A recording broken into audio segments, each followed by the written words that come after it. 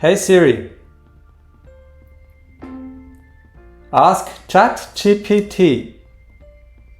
What would you like to ask ChatGPT about? Ask me a question about Harry Potter. Sure, who was the headmaster of Hogwarts School of Witchcraft and Wizardry before Albus Dumbledore?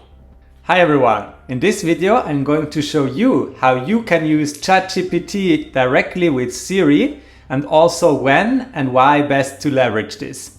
Before we look at this in a bit more detail, let me briefly introduce myself. My name is Gregor, and on this channel I show consultants, managers and professionals how to best make use of AI tools. Now back to ChatGPT and Siri. Let's first talk about the problem with the traditional way of using ChatGPT via chat interface.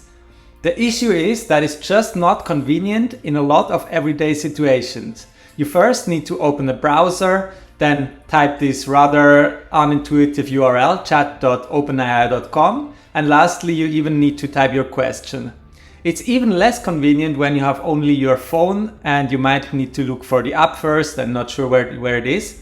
And in all these type of situations where you just have a quick and simple question, but Siri or another voice assistant is not good enough, these are the situations where a voice interface to ChatGPT is ideal. Just long press the side button on your phone, then say Ask ChatGPT and state your question. Let's actually do a quick comparison how long it takes me to ask the same question both on the voice interface and on the traditional chat interface.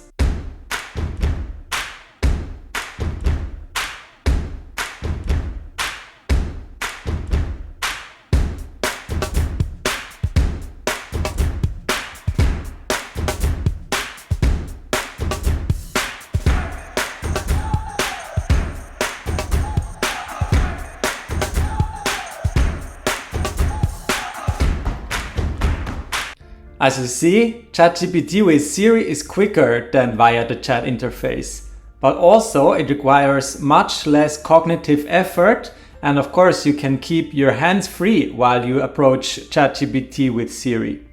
Now let's look at a few concrete use cases where this is especially useful.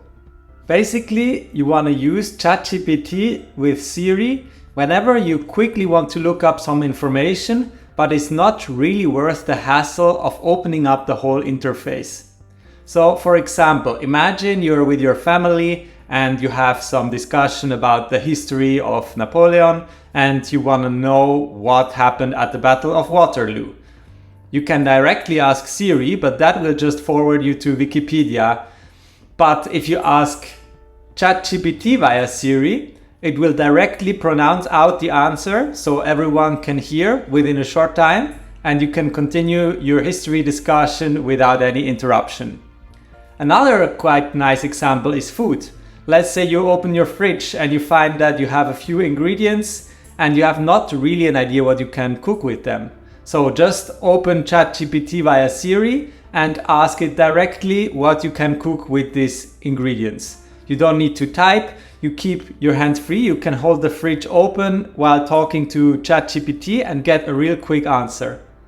Of course, another way to use it is to just ask for jokes and get a fun time whenever you need a slight lightening up of your mood during the day. One thing that I also do is study languages like Chinese, and there are numerous uses for ChatGPT with language learning.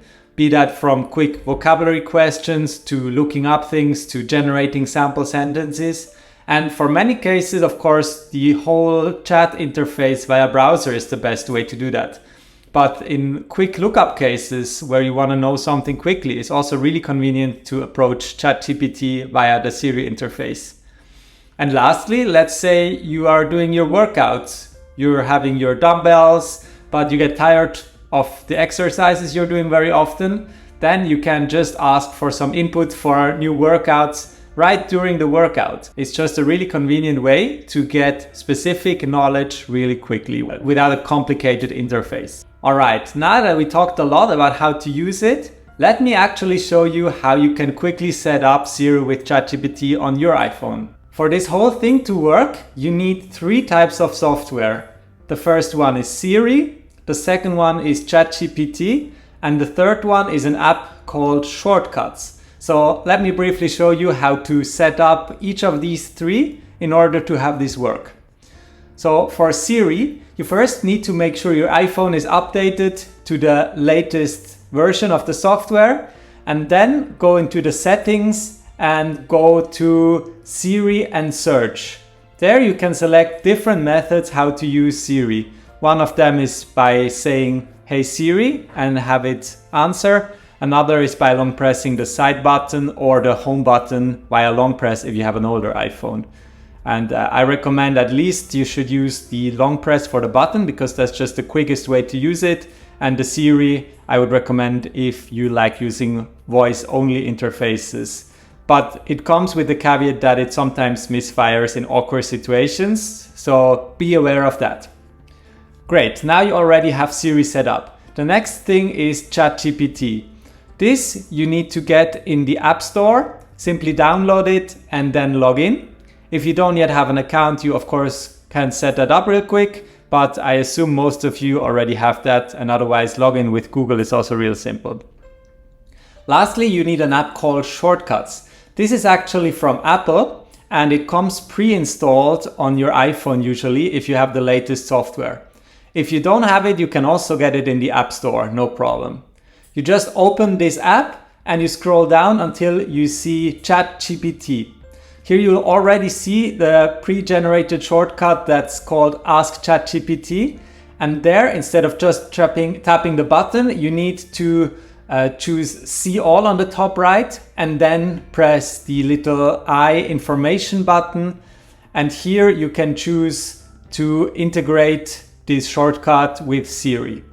Once you have done that, you're ready to go, and you can try it out if it works on your phone. Alright, now that you have it working, let's briefly talk about pricing. And here I have great news for you.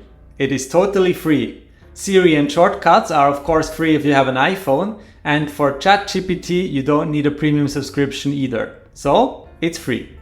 And that is ChatGPT with Siri. Have you already been using any voice assistants with ChatGPT or other generative AI tools? If you have ideas for great use cases, I'd love to hear about them in the comments below. If you have any questions about this or other AI tools, I'd love to get in touch. Just book a 15 minutes call with the Calendly link below in the video description. And with that, thank you very much for watching, and I'll see you in the next one.